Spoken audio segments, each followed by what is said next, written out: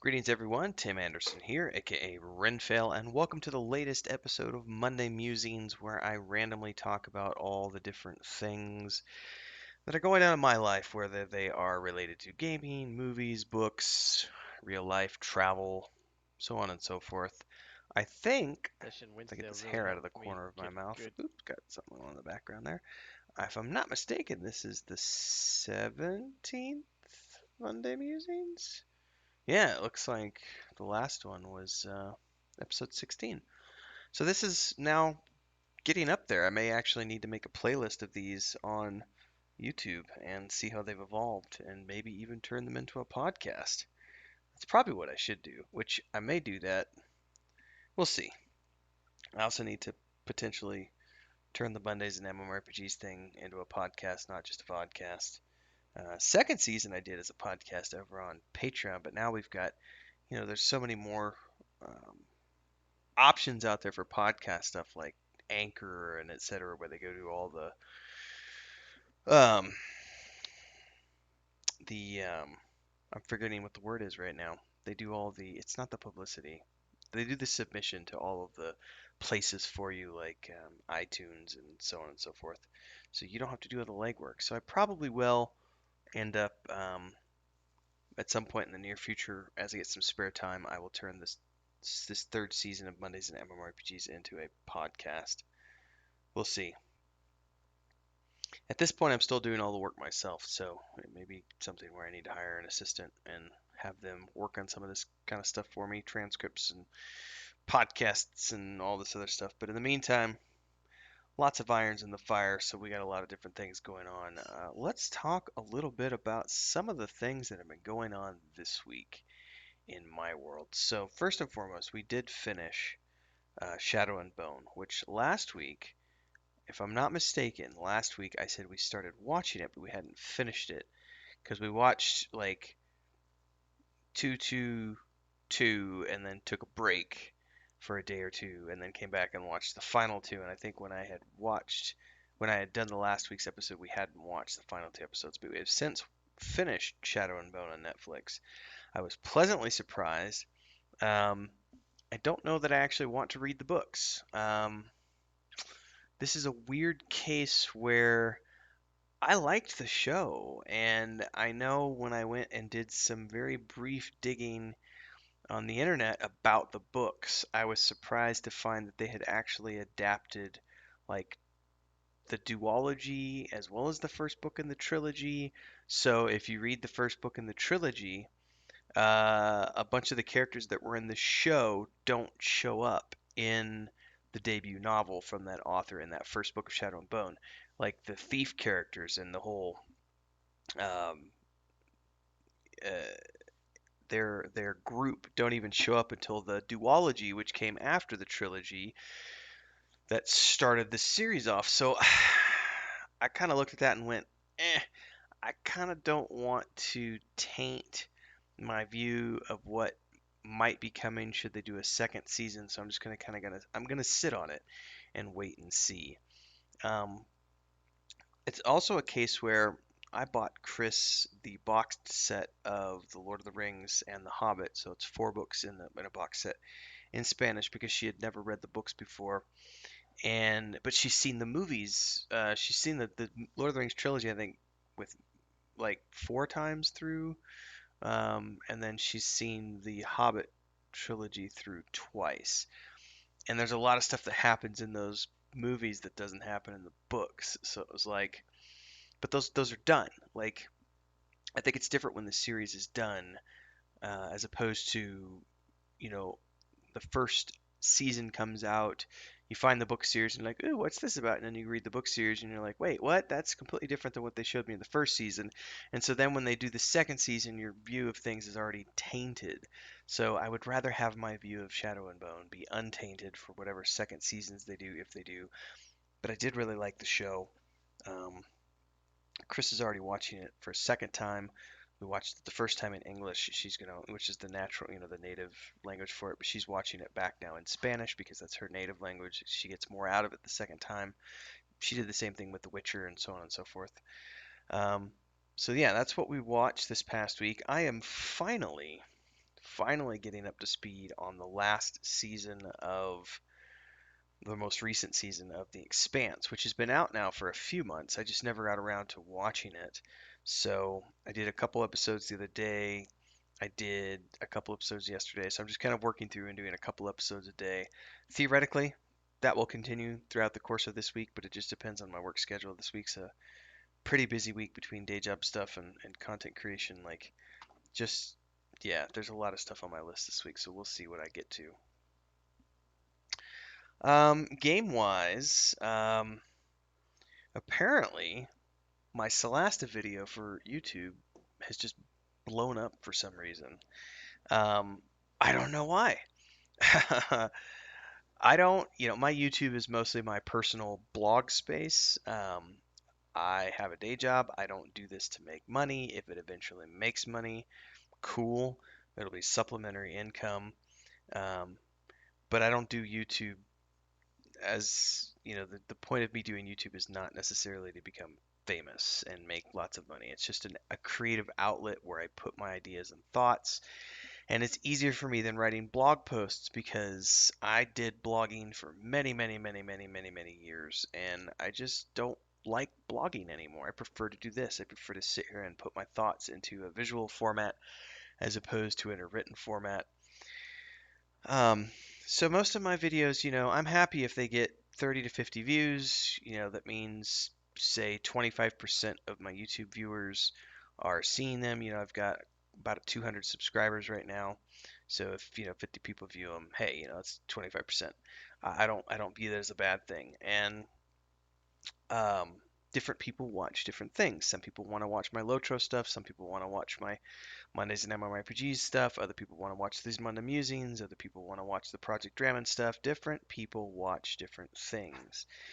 Um, so yeah, 30 to 50 views is what most of my videos do, and I'm happy with that. And so there's been a handful of other ones that have done, you know, 300 to 500 views if they get shared out by someone else. My Lotro, the one video that does really well and still does very well is my free-to-play overview of Lord of the Rings Online, which I did like 7 months ago, which is up to almost like 5,000 views now. It gets traffic every single day, and it gets lots of commentary. So I did this video on the 18th. Um, that might not have been the date that I did it. Let me go see if I can find it real quick. Um, does it tell me? Yeah, April 18th was when I did my Solasta Crown of the Magister review video. Is it worth it? And the first week the video did normal. It had a little bit more than normal views, but it did its normal, got up to like 75 or 100 views. And so I just kind of, moving on, going about things. And then last weekend, not this weekend, but last Thursday, last Friday, the 29th to 30th. Excuse me, I'm looking at the wrong calendar here.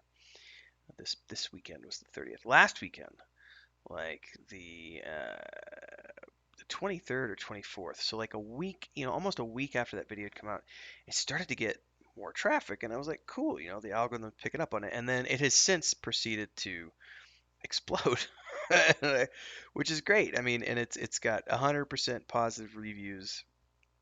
Um, I mean, as of this recording, I'm recording this on 5 o'clock in the afternoon on Sunday, May 2nd, and it's up to 1,500 views. And I'm just kind of sitting here mind-boggling because it seems to be something that people like, because it's got all the views, and then that might not sound like a lot to a lot of people. Actually, it says 1541 views and 52 likes. And that's 100% like rating. There's no thumbs down. It's all thumbs up. So I'm just like sitting here going, cool. Apparently the algorithm wants me to do more Solasta videos.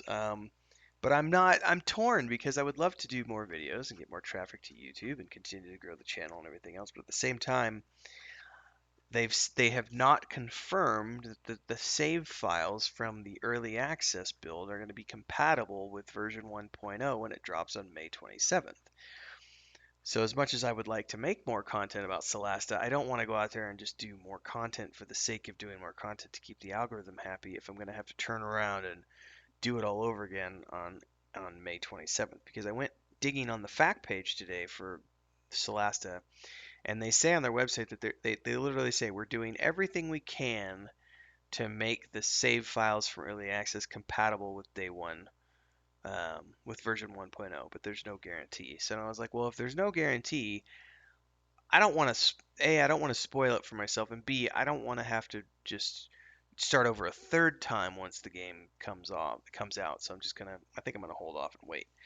But I am gonna say that I already plan on re-rolling and starting with a brand new character set when the game goes live, because I've decided after my playthrough so far I don't need the thief in my party. I've always had a thief in my party in traditional games, but I think I can get away with having a ranger in my party who maybe has some skills in lockpicking and um, mechanics to disarm traps and stuff. Because I think I will find I want more ranged characters in my party. Yeah, you can have a bow with your thief character, but he doesn't have all the bonuses that the ranger gets with a bow. So I think I'm gonna when I restart for real, I'm gonna put a ranger in my party to replace the rogue and just maybe give him some traps and stuff. So we'll see.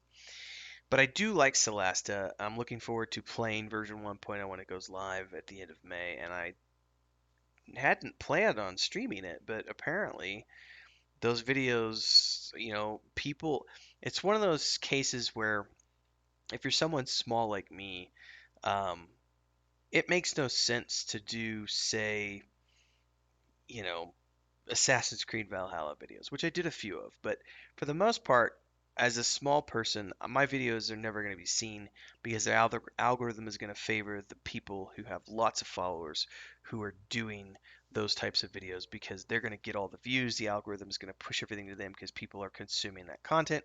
The more people who consume a piece of content, the more ads get clicked. That's how the algorithm works. But with a game like Solasta, because it's not a game that all of the big dogs are playing, a smaller streamer like me, a smaller channel like I'm not a streamer, I don't know why I just said that. A smaller channel like mine who does a piece of content around a smaller game. That's why my Lord of the Rings videos do relatively well, and I continue to get good traffic for Lord of the Rings content because I'm one of the handful of people who are streaming a 14-year-old game on YouTube, because I do stream that game a couple times a week, and I do the Lotro Cooking in Real Life series, and so on and so forth. So, when it comes to that, the algorithm looks at my videos and says, "Hey, you're one of these handful of people, so your videos will get prominent footage." Apparently, I'm one of only a handful of people on YouTube who's doing Solasta videos, so that will probably change when the game goes live, um, for version 1.0, but it remains to be seen. But I find it an interesting little uptick in my YouTube diary because normally like I said, my videos would do 50 views, at most, and then this one has done like almost 1,600. And what's crazy is it's really blown up. Last weekend it blew up. It did really well over the weekend, and this weekend it's done twice as many views as it did last weekend. It has continued to perform strong all week, and then it's going crazy. And I might get 10, 15 subscribers in a month. I've gotten another 25 subscribers in like a week. So it's obviously, thank you, by the way, to all of you new subscribers. Welcome. Hello. Hopefully you'll enjoy the other content that I do on this channel. But it was an unexpected, kind of icing on the cake for me. So we'll see if that continues to be the case as I move forward and perhaps do some reviews on other games and continue to play things that not everyone else is playing. We'll see. I will be streaming, for example, Mass Effect Legendary Edition. I think I'll stream a few episodes of that, and I'll definitely do like an overview video here and there. But I have a feeling that a lot of other people are also going to be doing Mass Effect because that's a game that was hugely popular. That whole series was hugely popular. So I don't think I will be a rare duckling on YouTube when it comes to creating content around Mass Effect Legendary Edition or streaming content around that game. Um, but we'll see. I'm going to do it anyway, because I want to produce a few episodes for that. In the meantime, Mondays in MMORPGs is expanding its scope a little bit. We've got basically like six. I think there's six additional co-hosts who will be joining the show as guest speakers. over the next, I think throughout the course of May, basically, we've got like half a dozen other speakers. These are individuals, some of them are people that Scribbles has reached out to, who he knows through his network of independent developers, and I think they're all developers on other indie projects. And then because I'm doing the Looking for More podcast as well, we're going to have Simmer come on to do an episode, and Nathan Napalm is going to come on to do an episode. We've already scheduled Simmer's episode in the books, which I think is next week or something. And then we're going to have Nathan Napalm come on. He's currently in Disney World with his family, so once he gets back, we're going to schedule with him. Yeah, for example, next Tuesday we're recording with Simmer on the 11th. Um, and then it looks like we've got a recording on Tuesday night with somebody called Cookie Dragon. I don't know who all these people are. In terms of these are their Discord names, but I'm not familiar with who they all are. It's been Scribble saying, "Hey, this person does this and works on this," and I'm like, "Cool, let's have them on." Um, then the ninth, we're recording with somebody called Ashen Phoenix. And we've got Simmerg, and then we've got this guy Buffalo, who I think he has an MMORPG called Karth, if I'm not mistaken. It's like a Unity-based medieval MMO that's in the works. So we've got some interesting people who are going to be coming on the show. Um, on the Mondays and MMORPG shows coming throughout the month of May. So it's going to be a very interesting season this season, as opposed to just being, the first season was just me, second season was me and Eloa, and the third season is me and Scribbles with Lexer for a few episodes, and then my brother was on last week's episode that we recorded, which is out on the 10th, and then we've got other co-hosts coming out. So stay tuned for all that. The Looking for More podcast. I'm having a lot of fun on that show. First episode was, the traditional. It was Nathan Napalm and Simmerg, and then this last week, Nathan was off to the real world with his family doing stuff there. He posted a Twitter about Disney. Uh, he was off at Disney and showing how his wallet was empty in Disney World. And he's doing some Disney related content while he's there, basically doing all the Star Wars stuff. Anyway, but I'm really enjoying that show. It's nice to have a different group of people to talk to, and with Mondays and MMORPGs, I'm speaking on that show more from a developer's standpoint on topics related to the development of MMORPGs. Um, and the co-hosts are pretty much typically going to be a mixture, but it's heavily geared towards other developers. Um, and then a handful of gamers on the show. Whereas Looking for More has been mostly, as far as I understand it, and from what I've seen so far, it's mostly, we've got a lot of gaming related stuff with some developer stuff thrown in. So it's a little bit, the two shows complement each other, I feel, because one of them is more heavily developer related, the other one is more heavily related to the gaming side, but there's a little bit of both on each one. Last week's episode in particular was really interesting because we were talking about the basically there's a lot of hoo-ha going on right now around early access and crowdfunding, and we've got a lot of companies doing some really shady shit, and they're getting caught on it and called out for it. And in the case of say Chronicles of Illyria, it was a big enough hoo-ha that a class action lawsuit has been started, and the reason being that they were given millions of dollars and they never delivered on a product, and what they did deliver was so blatantly different than what they were promised that it looks like a bait and switch, and it is a um, case of consumers being falsely advertised to. And I can say I know of at least two other companies who have legal action it's in the works, um, against these companies based on some really shady actions related to these companies, um, saying that they were going to develop a certain type of game and then changing what that game was, dramatically changing the vision and changing the product, rebranding the product.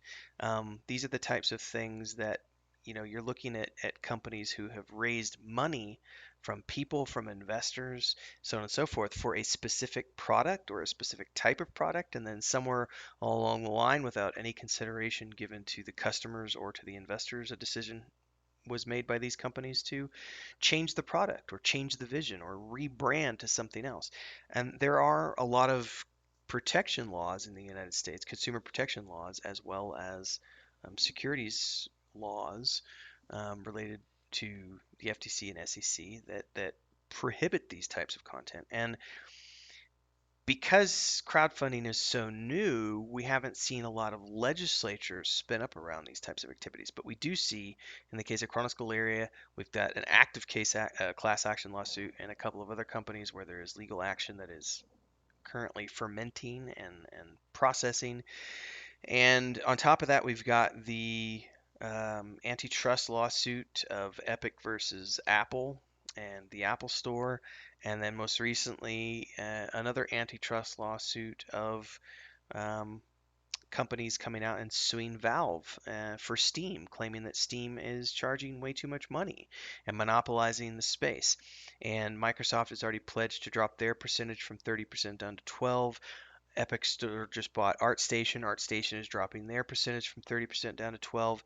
You're seeing the 12% become the standard as opposed to the 30% that Steam has always tried.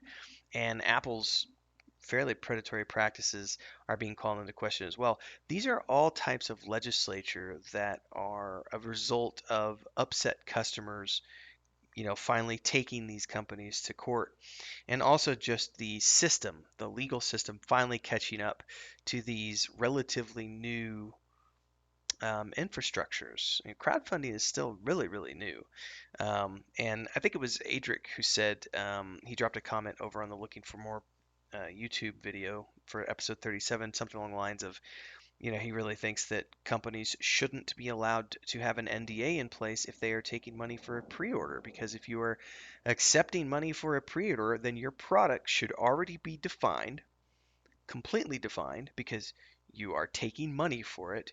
Therefore, there shouldn't be an NDA in place because you should have enough of your product already designed and enough of the ideas already in place that you need to be releasing that information to the public so that the public can see exactly what it is that you're producing, that you're delivering on the promise that you made in wherever it was that you marketed and promoted that product to be sold. And I fully agree. So, it's there's been some very interesting conversations on the Looking for More show, and I can't wait for this week's upcoming episode because I know we're going to expand on that more once Nathan Napalm gets back on the show. We're going to be continuing that line of thought and that line of discussion, and we're going to be diving into more of these lawsuits that are going on against these independent studios and the other lawsuits that are going on with Apple and so on and so forth, because it is, it's an interesting thing when companies take money and then try to rebrand or change the product or build a separate type of game, and when they were saying that they were going to build this type of game instead, and when there isn't transparency and no one's updating the investors and no one's updating the customers while money is still being taken for these products, that those types of actions breach a lot of different consumer protection laws in the United States. And we see that customers are getting wise to that, and they're rising up and doing class action lawsuits, reporting things to the state attorney general, so on and so forth. And it's very interesting where we're at with crowdfunding and early access, especially when it comes to MMORPGs, because you don't see that happening with tabletop games. But that's because like tabletop games are delivering within a couple of years, and they're delivering exactly what they promised. And then games like Solasta, they did a Kickstarter in 2019. Here we are in 2021. They're actually releasing their product. It didn't take them 9 years to get something out the door. It didn't take them 6 years to get something out the door. They did boom, boom, 2 years. We have a product we're delivering. Here you go. That's the way it should be done. Um, so yeah, and it's going to be very interesting to see how these things pan out with Apple versus Epic, and also the case against Valve for Unreal. Or excuse me, not Unreal. Sorry, Steam. Valve being the owner of Steam, and seeing how that pans out, because everybody wants Steam to drop their ridiculous 30% cut that they take because it's ridiculous. So All that stuff and more will be coming on the next Looking for More podcast, and we'll be talking. We do talk a little bit more on the episode that's coming up on May 10th, which is the episode. Yeah, May 10th, the episode that my brother's on for Mondays and MMORPGs. We do talk about crowdfunding and early access a bit more. We also talk about Valheim and how that's like the gold standard of what an early access should be. They've really definitely set the standard for the rest of us to look at. This is what companies should be doing when it comes to early access. So, but I'm really more interested in seeing what all what type of legislation comes about from all of these companies using you know shady methods and getting caught for doing some seriously scammy things and getting caught doing things that are blatantly against the law. It'll be interesting to see how all that plays out over the next few years with these various lawsuits that are going on. Um, Speaking of legal stuff, let's look at Project Drummond. Let's talk about Project Drummond for a bit. So a lot of my work, well, yeah, let's just talk about my work first, then we'll talk about what my brother's been working on. A lot of my work for the past week has been really digging into the open game license. So this was not something that and I'm going to be honest when I say this, I had not considered until I started digging into things, just how much control Wizards of the Coast has over the tabletop environment when it comes to any type of system that uses the D20 dice or saving throws and all this other stuff because they've been in the industry so long and they are so big that they've got a lot of stuff locked down under trademarks and copyrights. So I have now, over the past week, I have looked at 25 different third-party tabletop games that are created under the open game license, which is what Blizzard, I said Blizzard, why did I say Blizzard? Wizards of the Coast has available, which is an open game license that allows people to use many of the rules and mechanics from Dungeons and Dragons without actually using anything from Dungeons and Dragons, but it allows people to make 5th edition compatible products that they can then sell on their own with their own original IPs and worlds and lore and everything else, and they get to keep 100% of the profits for those. They just have to include in their book this open game license, which gives credit for all of these mechanics and all this other stuff. They give credit to Wizards of the Coast for all of these things that are in their game. And then anything that's called product identity, which is your original world, your original lore, your original races, classes, so on and so forth, all that product identity is yours.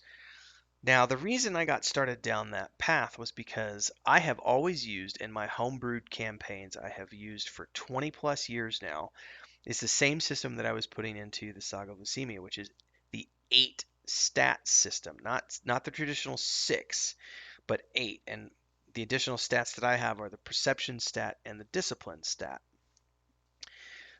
So when I started doing the research and all of this, I found something that was very interesting, and I'm still researching this, but apparently there are some sticky points with the Omen game license in that out of the 25 books I've researched, and these are big products. There's like Middle Earth, for example. Middle Earth, there's a Middle Earth compendium, Middle Earth RPG, a tabletop RPG, which is a 5th edition supplement or campaign. This is an example, big project. Then we've got this other one called Grim Hollow, which just did a huge Kickstarter. They're finishing up their 3rd Kickstarter. They've done 2 successful Kickstarters. Um, there's this one that was all about like you can role play as cats. Um, I've lost track of all of them now, but I've looked at all these books. None of them have character creation systems in their guidebooks. They have lore, they have races, they have classes, they have unique magic systems, and they have variant rule sets. But what they don't have are character creation systems. And I went, why is that? And I started looking into the rules and regulations about using the open game license and the content within that you're allowed to use. And one of the things that apparently is expressly prohibited is the use of that D20 character creation system that is in the player's handbook. That's actually a trademarked, copyrighted system that Wizards of the Coast owns as part of the trademarked D20 system. And so no one is allowed to include any type of character creation in their player's guide or you know campaign guide because that breaches trademark. So I'm sitting here going, well, how do you do? Because you're obviously allowed to do variant rule sets and you can come up with your own classes and races and all this other stuff. So it's like, how do you do? How do you take 8 stats and bring that into the game? Do you do that as a variant system, like a variant rule set, like a variant system of character creation, and say, for those of you who want to use the variant system of character creation, here's my variant, and it's the normal system plus this, which I think I can do, but I'm just double checking all of my I'm doing a lot of legal research now, and as I get deeper into the core rule book, um, and once I get to the point where I'm starting to think about putting it up for sale and we're going to have things more completed, I will be doing some consulting with some legal experts, and probably reaching out to Wizards of the Coast as well and just being like, hey, you know, how do we go about this? Because I would love to, have a fifth edition system, but obviously I have my variant homebrew character creation process as well as all these other things. How do we do this? So for the meantime, I'm putting the character creation part of it. That's already been written. I wrote that last month, and that's kind of set aside. And what I'm working on this month is related to the races and classes because we do have our own unique races, like the brownies. The brownies are a playable race that have never been done, and our brownies are very different. They're kind of like halflings, but they're a little different than halflings. So I'm going through and I'm doing this month all of the races and the traits that they have and everything else. But also, here's the kicker: um, in our game, we have quantum mechanics and quantum energy, which is similar to elemental magic, but it's not the same thing. And in traditional settings, paladins and clerics and everybody who's related to the church, they have divine power. They get their power from a divine source. But in my world, they don't. Their power is not divine in nature. Their power is derived from quantum mechanics, which they access through the technology that they've been using for the past couple millennia. So all the paladins, templars, inquisitors, clerics, and everything in our world, in Project Drummond, are using a system of magic that is not necessarily magic. So it's a completely new system. So all of the spells and everything else related to that system has to be designed from scratch, and all of those classes have to be designed from scratch. So those are the custom classes and things that are being included in our version, our tabletop game. So that's my month of May, and I'm going to be putting the character creation question aside for later and figuring out how I can do that, if I can do that, so on and so forth. But in the meantime, I'm just focused on getting the rest of the lore and the world and everything else fleshed out and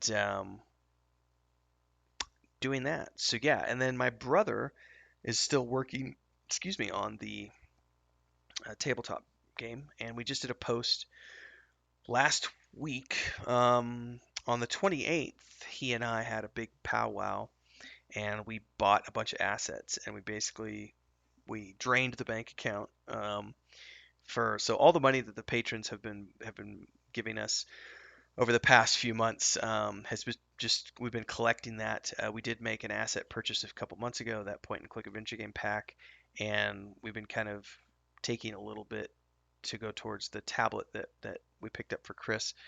But mostly we just been building for the last 6 weeks. We've been building this asset list of buildings and character models and props and environment packs that were kind of in the art style that we wanted, and then just kind of adding to that over the weeks. And then Wednesday night of last week on the 28th, my brother and I sat down and we actually went through that and we picked the ones that we definitely wanted to use. And it also coincided, incidentally, with the April sale, the spring sale that they were running. So we got 50% off a lot of stuff. So we judiciously went in there and spent.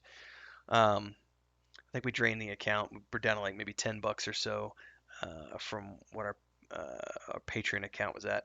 But we were able to purchase a bunch of assets. So we got basically this big modular building packs that allows us to build out that entire um, village. We got an environment pack, which allows us to do all of the surrounding forests. And then we got an interior pack, which has all of the interiors and props that we need to flesh out, like the tavern, the bookstore, and so on and so forth. And then we bought a fourth props pack, which has some stuff in there. And if you want to see the exact packs that we bought and the art style that we're shooting for and everything, we did a post on April 29th um, over on Patreon where you can go look at the actual asset packs that we purchased and see the exact art style that we're going for, so on and so forth. So that's what he's working on, and he's basically to the point now where we're basically wrapped up with all of the quest mechanics. Those are all working. Dialogue trees are working. So we can go in and we can have branching dialogue. That's the other part of my objective for May is I'm actually drafting the first outline of the that starter scene. Like, character's going to start here. He's going to do this, and this, and I'm going to start fleshing out that first prototype scene in terms of dialogue and quests. That's going to be going on in the month of May as well. And during the month of May, my brother's going to be starting to replace the gray boxes with all of the assets that we just purchased. And then in June, we're going to be adding character models to that, and we're going to start actually implementing all of the dialogue and all of the quests and shooting for that July 1st, which is a very progressive date. We might not hit it, we'll see. But we're shooting to have that demo available in July for players. And then theoretically that's all going to come together. And for those of you who are watching this, think ahead because probably in June, depending on where I think I'm at with the core rulebook and everything, sometime in June, I'm probably going to be starting the call for playtesters. And the idea is that we're going to be playing once a week for an hour and a half to 2 hours once a week. And we're going to be going through this first module that I'm creating, which is basically an adventure for levels 1 to 3, maybe 1 to 4. You're going to be starting off in the first city, and you're going to be dealing with the plague that's going on, and if you've watched the brainstorming episodes for Project Drummond, you'll know what's going on in the city, and you're going to have to escape before things get really crazy. We're going to throw players into the mix in that first campaign, but I'm going to be looking for play testers probably starting in June, so that we have people who are ready to go by July. And the idea there is that we're gonna look for 3 to 4 players minimum, up to a maximum of 8 players who can get together once a week.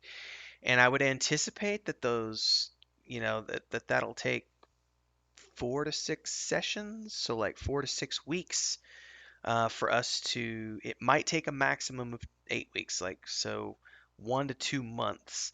We'll be doing a play test and those will be streamed live on YouTube. I'm not sure. I'm familiar with Roll20, but people have uh, shown me some new things that have sprung up since the last time I've done things like Foundry VTT, I think is what it's called. Um, Another one I found the other day was called Owlbear, I think. So I'm looking at these different virtual tabletop tools and which one I think I'm going to be able to use or which one I think is going to be the best one for us to use for our uh, adventure.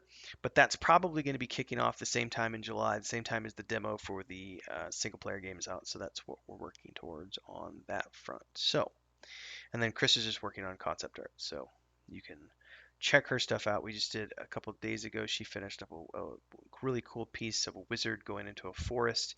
If you haven't seen that on Twitter or Discord, that's out there as well. And yeah, I think that's enough for this week's update. So if you haven't already done so, subscribe to the channel, hit the bell icon so you get updates for all the fun content that we do on YouTube. Check the links below.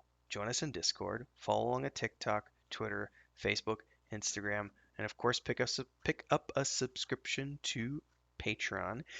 Even if you don't want to subscribe to the levels that have all of the content related to Project Drammond, there is a $3 a month general subscription, which is just a way for people to support us.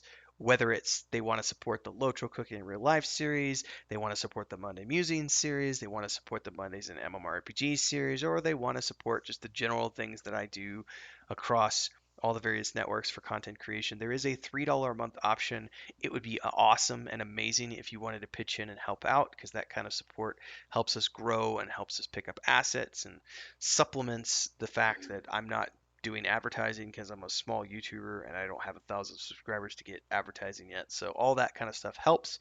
So check that out as well, and we will see you either here or there or anywhere, and talk to you soon in the next episode.